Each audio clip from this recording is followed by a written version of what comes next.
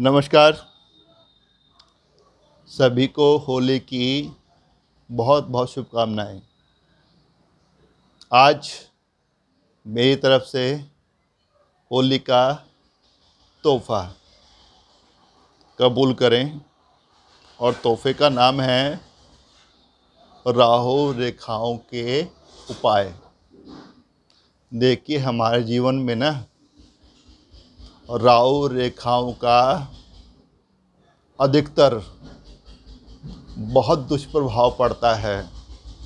मुझे लगता है जो केतु है ना नीचे, ये वाला एरिया,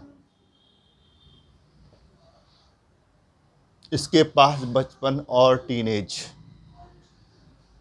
और उसके बाद टीनेज के बाद या मान लीजिए तकरीबन 20 के बाद, और चले जाइए आप लोग 35, 45, 50, 60, 65, इतनी उम्र तक आप राहु रेखाओं के घातक प्रभाव में हो सकते हैं। इतना एडवर्स इफ़ेक्ट पड़ता है हमारी ज़िंदगी पर अगर राहु कुपित हो जाए तो पहले राहु रेखाओं का निर्धारण, उससे ही पहले राहु का निर्धारण। देखिए, ये हमारी हथेली में ये बीच वाला पार्ट, यहाँ पर ज़रा ध्यान से देखिए, दबा के देखिए।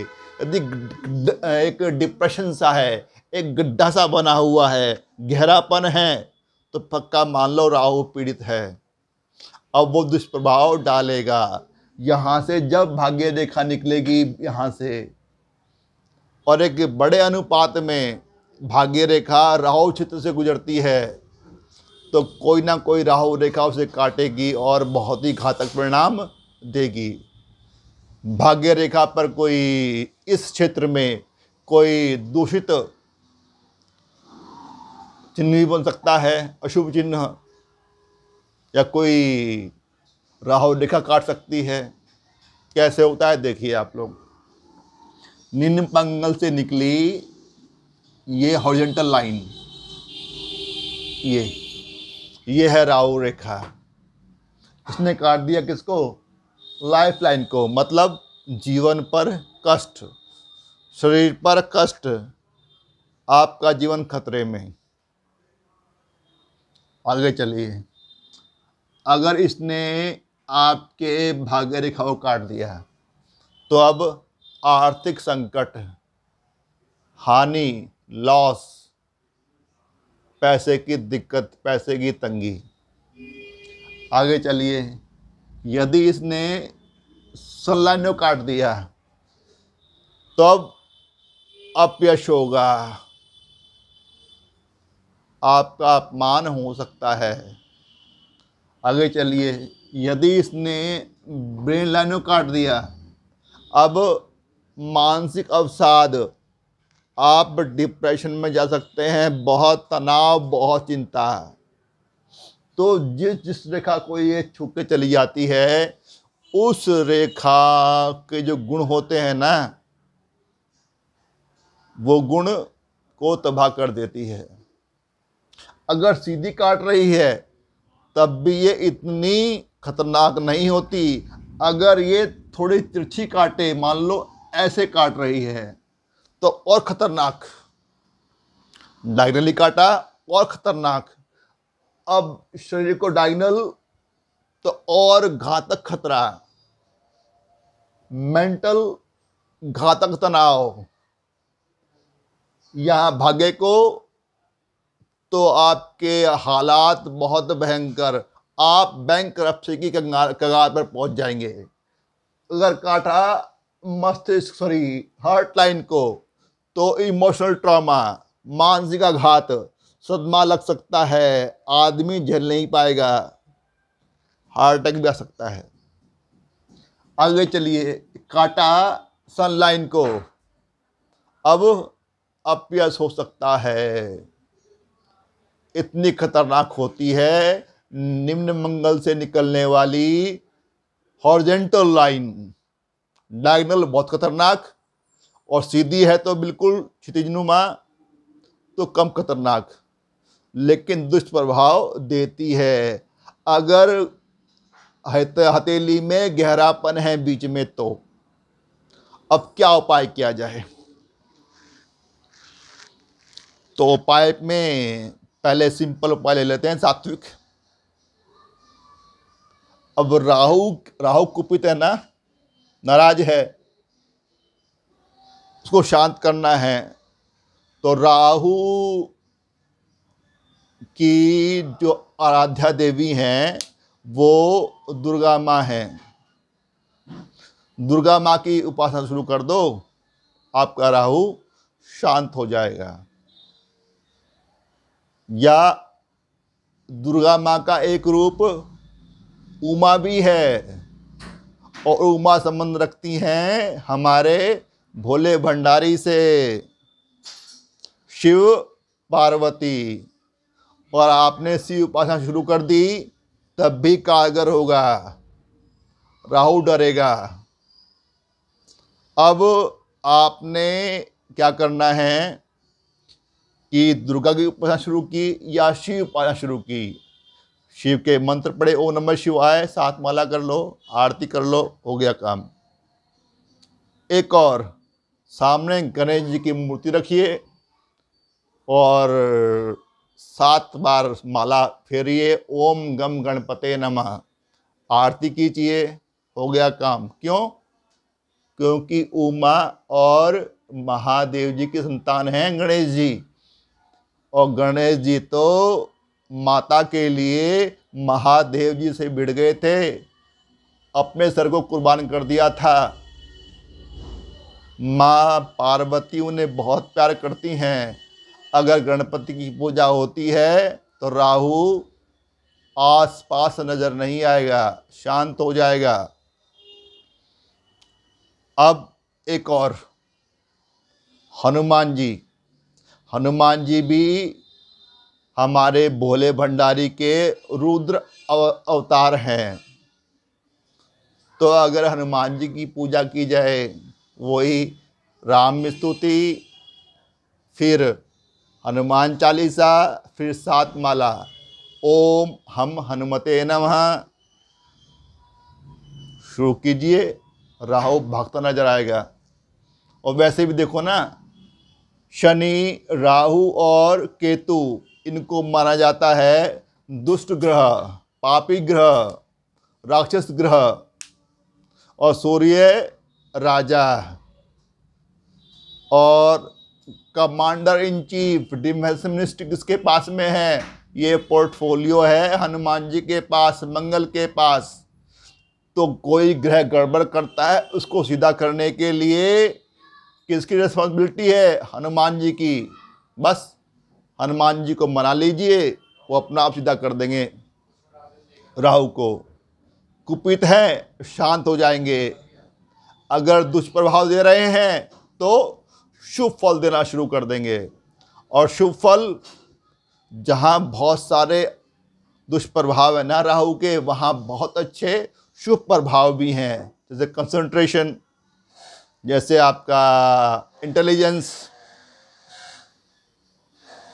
आपको ऐसे शुभ प्रभाव मिलेंगे और आप रंग से राजा बन जाएंगे। आप फर्श से अर्श पर पहुंच जाएंगे। बस ये छोटे से उपाय शुरू कर दीजिए, राहु को शांत कर दीजिए, आपकी सफलता निश्चित। और राहु का सबसे बड़ा गुण या अवगुण, झटके से अचानक उभारता है और झटके से ही गिराता है अचानक। ये कुछ थे सात्विक उपाय। 1-2 थोड़े से ज्योतिष उपाय देख लीजिए अगर आप कर सको तो। 6 नारियल लेना, वो जटा वाले। अब कोई भी दिन हो, मतलब या शुक्ल पक्ष हो या कृष्ण पक्ष हो, तो मंगलवार को 12 बजे के बाद नारियल लो, गोमूत्र खरीद लाओ, गोअर्क 1 लीटर या आधा लीटर एक बड़े से बर्तन में डाल लो खुले से, उसके अंदर आप नारियल को घुमाओ, वो डिप हो जाए, गीला हो जाए खूब। अब नारियल के अंदर, जटा वाले नारियल के अंदर राहु का वास, और गो अर्क है उसके अंदर भी राहु का वास। आप उसको उठाओ, पानी को निचड़ने दो, निचड़ना बंद हो जाए। उसके बाद उसको 7 बार एंटी क्लॉकवाइज घुमाना है सर के ऊपर से, 7 बार एंटी क्लॉकवाइज। उसके बाद एक पॉलिथीन में रखिए, शुद्ध पानी, बहते पानी के पास ले जाइए, वहाँ उसको प्रवाहित कर दीजिए। प्रार्थना करते हुए प्रवाहित करना है, बड़े ही आस्था के साथ अर्पित करना है और प्रार्थना करना है कि हे राहु महाराज, हम पर शुभ दृष्टि बनाए रखना। शांत हो जाओ प्लीज़।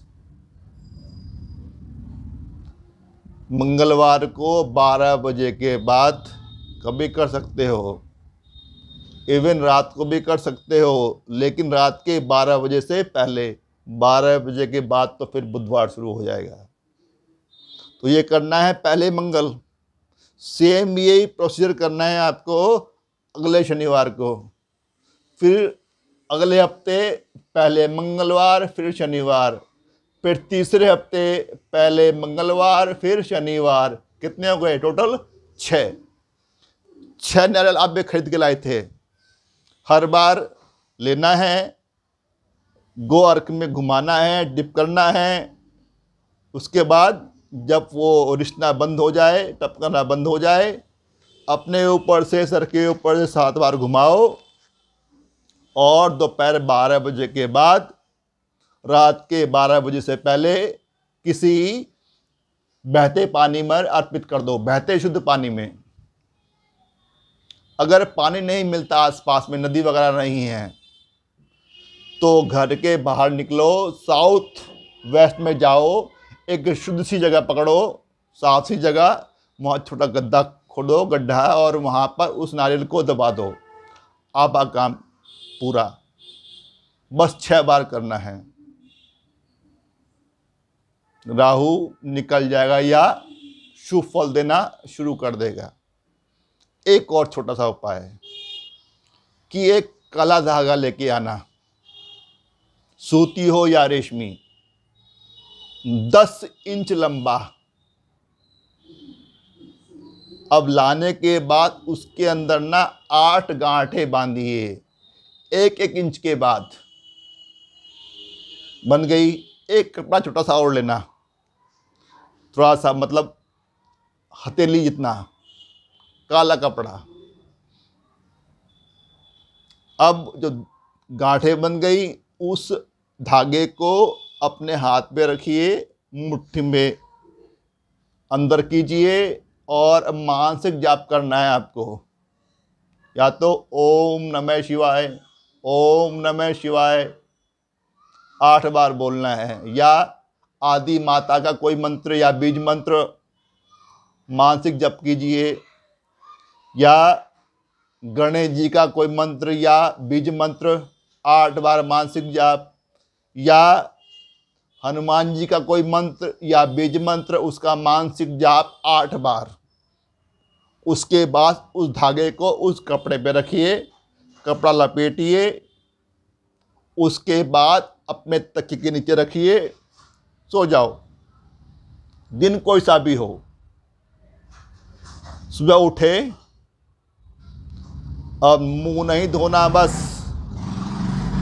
पेशाब करने नहीं जाना, बस उठते ही तकिए के नीचे से निकालिए वो कपड़ा, अपना मुट्ठी में रखिए और घर से बाहर निकलिए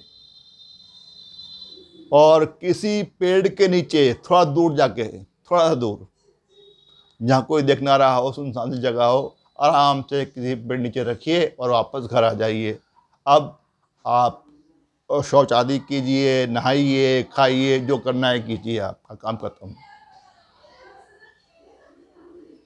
ये सेम प्रोसीजर आपको हर रोज 10 इंच धागा लेना है, 8 गांठें बांधनी हैं, मुट्ठी सीधी मुट्ठी में लेकर 8 बार कोई मंत्र बोलना है, मानसिक जाप। उसके बाद उस काले कपड़े के अंदर रखना है और थोड़ा उसको मोड़कर अपने तकिए के नीचे रखना है। सुबह उठ के कुछ भी नहीं करना, बस घर से बाहर निकलो और उस कपड़े को जिसके अंदर धागा है उसे किसी पेड़ के नीचे रखा हो। ऐसा 8 बार करना है बस, 8 दिन तक। चमत्कार होता है यदि आपने आस्था से किया है, विश्वास से किया है, एक ट्रस्ट के साथ, एक फेथ के साथ, तो कामयाबी मिलेगी। आपका राहु अच्छा हो जाएगा। जहाँ वो अशुभ था, अशुभ फल दे रहा था, अब शायद शुभ हो जाए, अच्छे फल देने लगे। तो कुछ सात्विक उपाय थे, कुछ ज्योतिष, जो आपको अच्छा लगे करके देखना, आपको राहु रेखाओं से मुक्ति मिल जाएगी। जितने भी शारीरिक कष्ट हैं या आर्थिक कष्ट हैं या मानसिक कष्ट हैं या आपके भावनात्मक कष्ट हैं, उनसे आपको बहुत बहुत मुक्ति मिलेगी। ये मेरी तरफ से होली का तोहफा कबूल करना है। आपने समय निकाला, इस भागम भाग से टाइम है ही नहीं, फिर भी आपने वीडियो देखा, तो आप मेरे धन्यवाद के अधिकारी हैं। तहे दिल से आपका बहुत बहुत आभार। एक छोटी सी प्रार्थना कि चैनल को सब्सक्राइब कर देना, वीडियो को लाइक शेयर कर देना, बेल आइकन का बटन है दबा देना। फिर वही वायदा, जल्दी मिलते हैं एक नए वीडियो के साथ, एक नए विषय के साथ। तब तक bye bye, good bye, see you soon, may God bless you all. Thank you, शुक्रिया, नमस्कार।